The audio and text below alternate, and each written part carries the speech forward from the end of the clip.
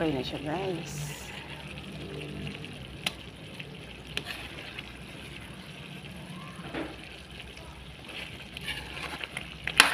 Muna natin to, guys. Sweet and sour na paa ng manok na nilagyan natin ng laman. Ayan, may luya tayo, bawang sibuyas, nor cubes, chicken, konting bitchin na lagay natin, and then cheese kasi wala tayong butter, may coke, suka, asin, ketchup, at ito ang ating gagamitin ng panggisa, mantika. Ayan, umpisa na natin ang ating pagluluto. Nagisa na tayo, guys. Lumalabas na ang kanyang aroma. Naigisa na natin, guys. Nilagyan na natin ng tubig para pampalambot. Ilagay ko na rin, guys, ang cubes at saka Eden cheese.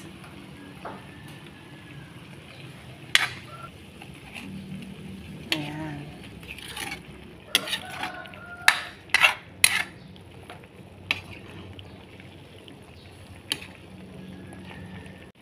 Lagyan natin ng konting ketchup, konting asin, konting bitchin.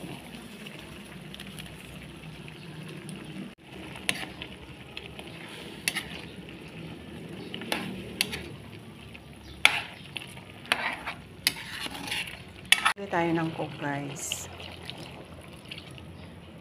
Kaya, ang huli natin ilalagay ay yung suka. Pakuluan muna natin to, guys, hanggang sa lumapot ang kanyang sabaw.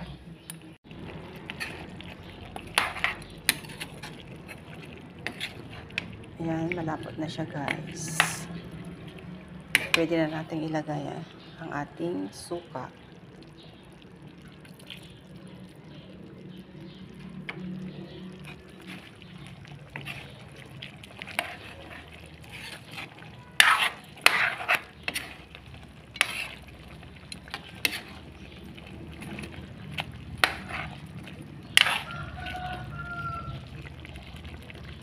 Tikman natin, guys.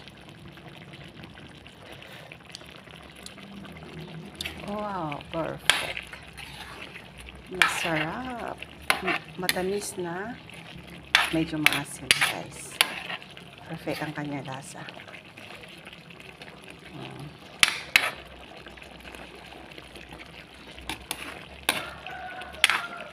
Palaputin muna natin ng konti.